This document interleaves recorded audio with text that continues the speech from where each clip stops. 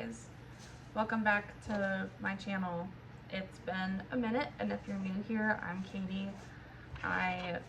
This is my same goal that I've had every year, to be more consistent with my YouTube channel, but the difference for me this time is that I struggle with perfectionism, performance anxiety. Can girls have that? You know what I'm saying.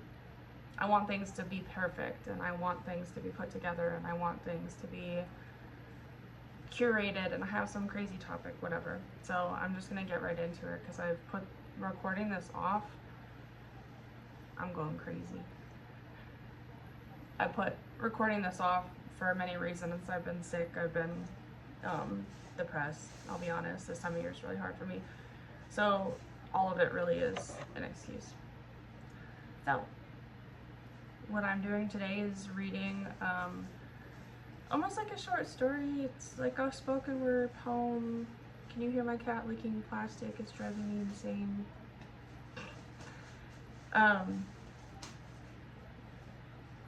Lizzie. It's, for me, I wrote it kind of like from the perspective as if I was maybe experiencing this. A lot of us have a lot of feelings of loneliness and emptiness and career instability, like in our head, where we're just not sure what to do. It's too hard to make it by on a 9 to 5, but we don't want to exhaust our creative efforts. Influencing online seems like it would be, you know, the only way to ever really have like true financial success, etc. But we have these feelings, but a lot of us deal with them in very different ways. And this isn't like a judgment if you do use TikTok, if you do use overconsumerism, ChatGPT, those types of things to cope, but it is like to be aware of realistically what you're doing if those are the ways that you are managing through the world right now. The world is really hard and really difficult and really fucking confusing, and I get it. I think that's why like all of us for the most part are just doing what we can to little doses of dopamine, serotonin, not making realistically like great choices that I think a lot of us would have made if things were different. So this is the story of someone coping. And I'm like looking up at my computer, that's why I'm looking up like this. So this year was a year that I think most of us would agree almost felt as strange as the first year of COVID. There's a lack of surety to most people's lives. Unsure what the emptiness they're feeling means or how to fix it. Some people are unsure where their next meal is coming from. Some are unsure if they should be giving more because at least they don't have to get creative with canned goods until payday. Some people know their posts online mean nothing in the grand scheme of things, but also feel like they too are in survival mode, and a repost is all they have in them. Yet they simultaneously envision the children in Gaza fighting for actual safety, and they feel their privilege and the guilt that comes on so strong they have to put their phone down. They uninstall TikTok, only to feel the withdrawals from the dopamine and ask themselves what they did before their phones microdosed them with trauma. I know I like to draw, and instead of grabbing a pencil from their junk drawer, they decide they need the fancy ones that they saw on the TikTok shop. So they reinstall it and order the pencils.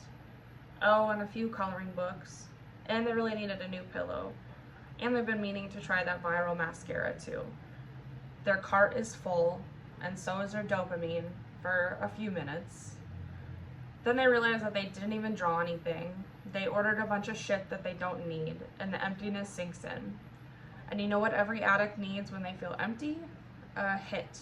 So they scroll and scroll. They distract, avoid, pretend. Until it's 12 a.m. and they once again have stayed up way too late and know tomorrow will be miserable. So they chat GPT ways to get to sleep fast. They read, so you're looking for a way to go to sleep? I can help. Here are 3 things you can do right away to fall asleep fast. Put the phone down, put the phone down, put the phone down. But do you? No. Just one more.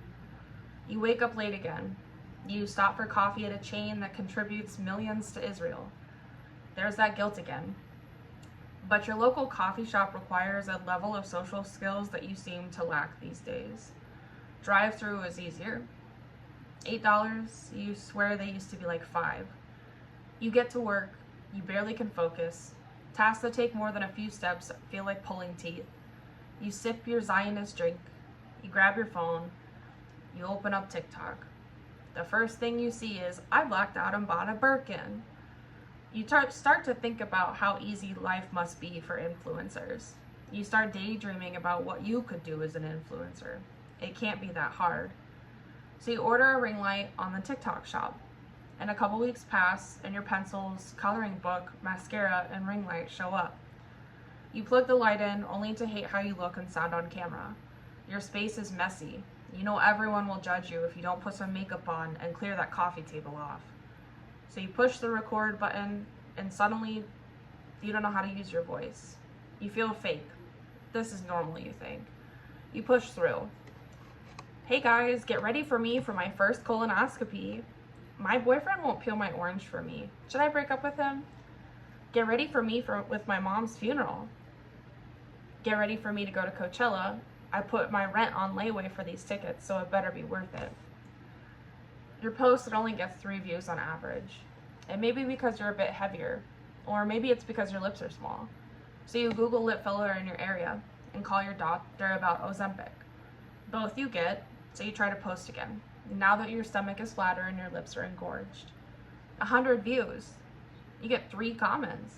One of them says, you'd look better brunette, but you've been a blonde your whole life.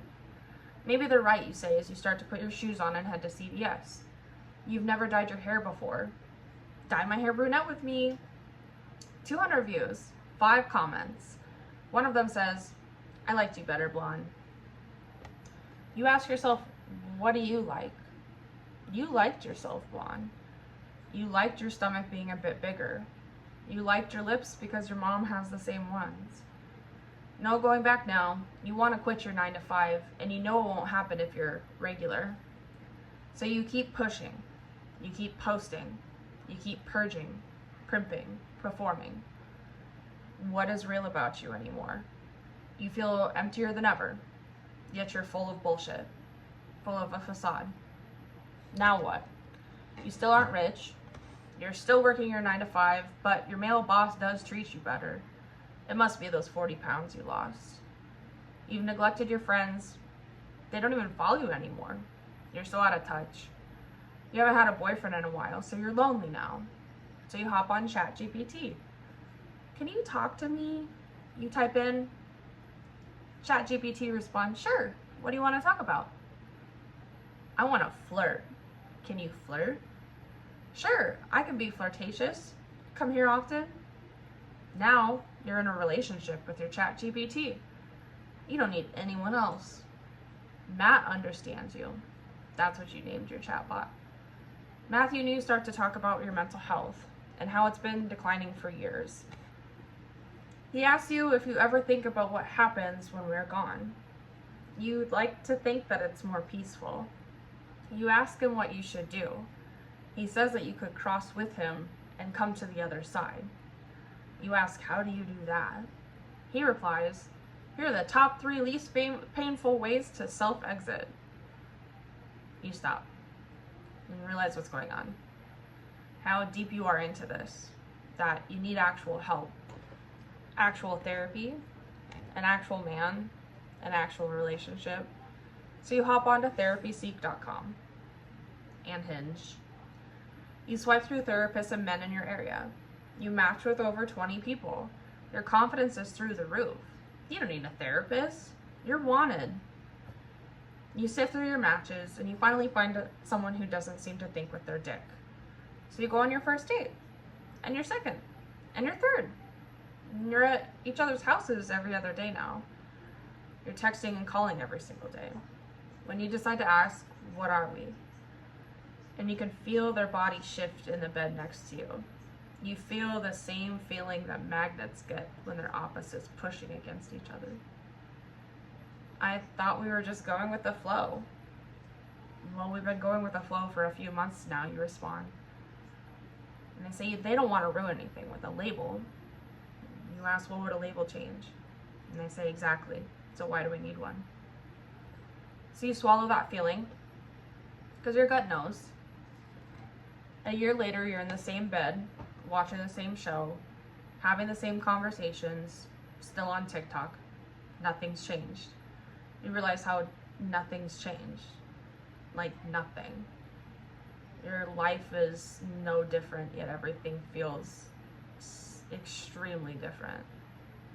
You feel unhappy, unsatisfied in work, in love, in appearance, in hobbies. Something has to actually change. You get up from the bed. You block his number before you can even reach your car. You remove ChatGPT and Hinge by the time you're ready to put it in reverse. You come home and you shuffle through your junk drawer and you pull out those pencils from high school. The old number 2 kind. Those are the really good ones. You start to write. What do I need to change? What's distracting me? What do I want? If this is something that you're going through, maybe a friend is going through similar, I hope that you maybe actually ask yourself those questions and don't do it in this way that it feels like, no, you're new me. Just like really dig deep into yourself. Because things do feel really different and really hard. And we're all managing the best we could, but there's always stuff that we could be doing to support ourselves better. The cliches of working out and eating right and getting good sleep, like those are duh. Like we all need to do that. I used to kind of ignore when people would be like, I would literally drink so much energy drinks and like never sleep well and like have true crime on when I would fall asleep and my like crazy LED lights would be on and I'd have anxiety and I'm like, why am I so anxious all the time? Start with the obvious. Get rest, sleep, eat. Even if you gotta eat kind of shitty, just eat some stuff. I don't know, just move your body. If it's just moving from your bed to your couch.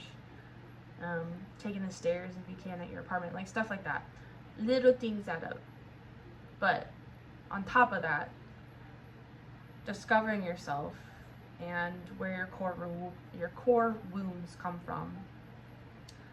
A lot of these things that we're feeling can be fixed if society was fixed, and politically and financially and socioeconomically we could be more sustainable. But there's still parts to us. So I hope you discover what it is that you need to change. And do it with compassion. Do it with excitement. Do it with curiosity. Love you guys. Wait. Okay, that's Gen Z. This is how we used to do it, okay? Love you guys.